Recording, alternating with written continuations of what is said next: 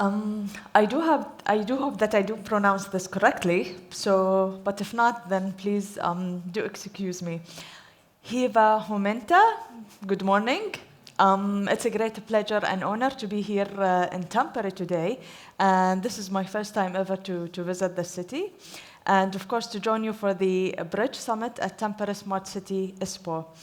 And thank you for the kind words of introduction and for your works into in organizing this important event. As mentioned earlier, while this is my first time here in Tampere, I must say that I'm already impressed by the bold and dynamic city and its enterprising people. And I've recently learned that Tampere has a vision for 2030 entitled City of Action.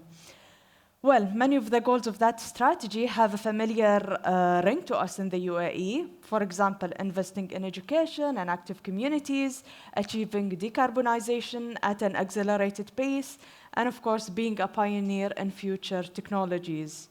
We in the UAE have developed our own set of, I would say, visions and strategies to strive for these goals, and we actually have quite a few of them. These strategies are framed by our initial vision 2071, the 100th anniversary of the UAE, which sketches a bold plan for our future.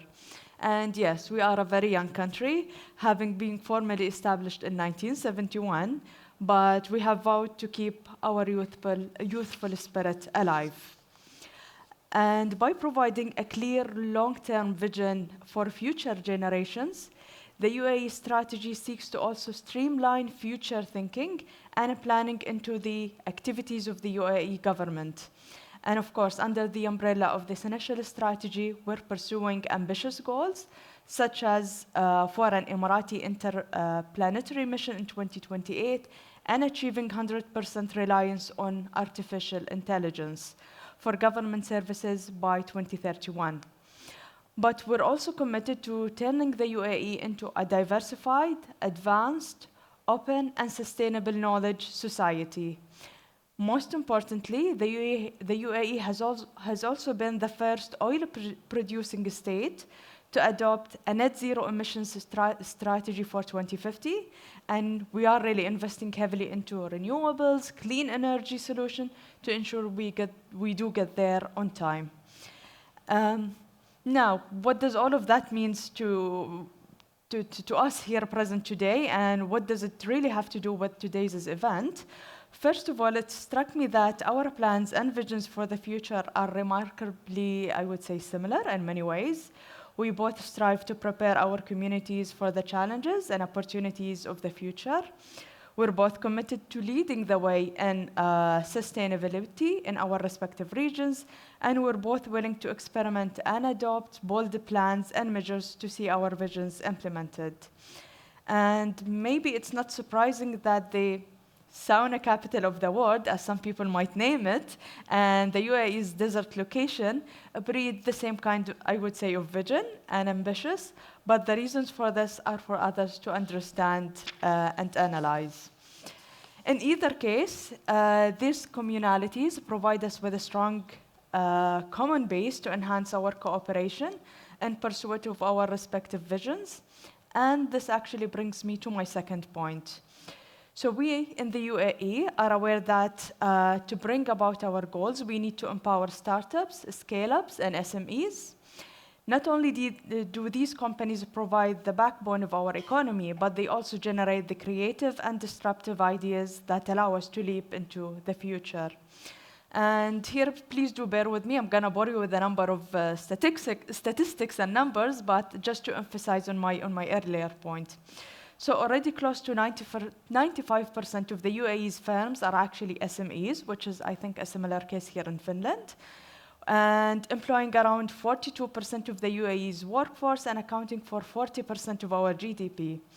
And as some of you may know, the UAE has also been successful to incubate some of the region's largest unicorns, such as the ride-sharing service Careem, which was acquired by Uber in 2019.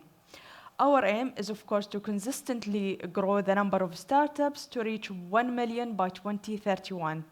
and to become the home of 20 unicorns that same year.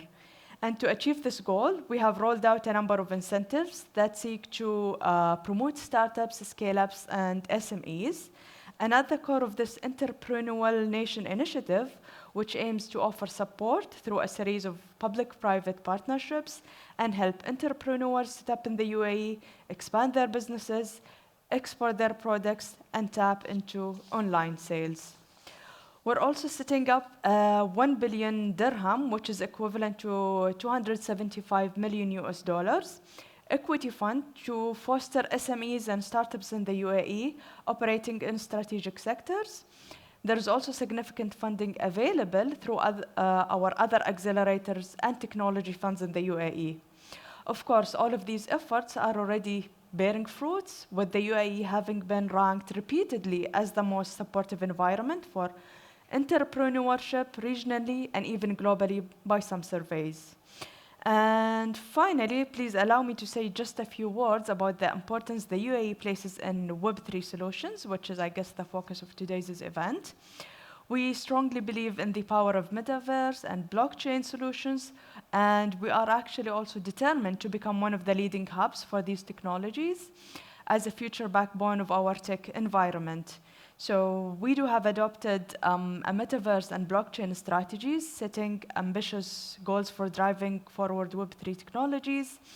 UAE accelerators are providing strong incentives for Web3 companies.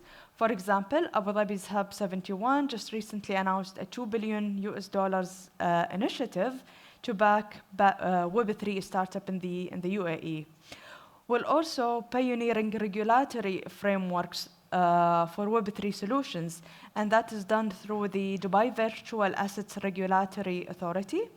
We're also hosting some of the premier industry forums in Web3 technologies, such as the Dubai Metaverse Assembly or GITEX. And we have also developed a deep pool of Web3 talents and skills, which are actively fostered by the UAE government. So for example, as of last year, there were 7,000 Web3 professionals registered in the UAE, as well as 1,450 companies active in that space. These numbers are bound to only grow, fostering a strong dynamic of their own. And as you can see, there is a lot that we have in common between, the UAE and Finland. And we're eager to work together to find ways to further continue on that track and to be pioneers in these areas or in these sectors. And importantly, just as the city of Tampere, we're aware that it requires international partnerships and cooperation to achieve our goals. And in light of this, and as some of you might already know, later this year and by the end of November and early December, back in the UAE, we will be hosting one of the biggest climate conferences, which is COP28, at a very critical point of time in the climate debate. The UAE is determined to use the event to facilitate an ambitious outcome and help move the world back to the 1.5 degrees Celsius path. And achieving such an outcome is critical for the future of our planet and also for future generations, and it requires all of us to work together. So startups, with their creative mindset, with their creative drive, have the potential to make a strong contribution to that event.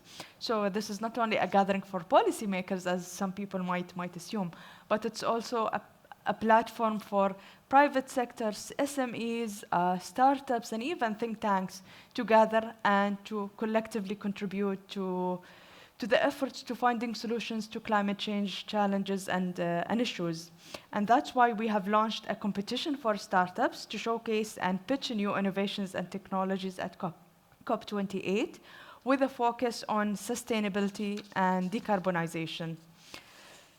COP28 will also provide a host of other opportunities for interested SMEs and startups to showcase their technologies to an international audience, not least of which through Finland's own pavilion for the first time at COP28. So I do really encourage all the startups to seriously consider having an active role at COP28 and utilize the opportunity that Finland for the first time will have its own pavilion. Without further ado, ladies and gentlemen, it's been a pleasure talking with you about some of the UAE's plans and ambitions.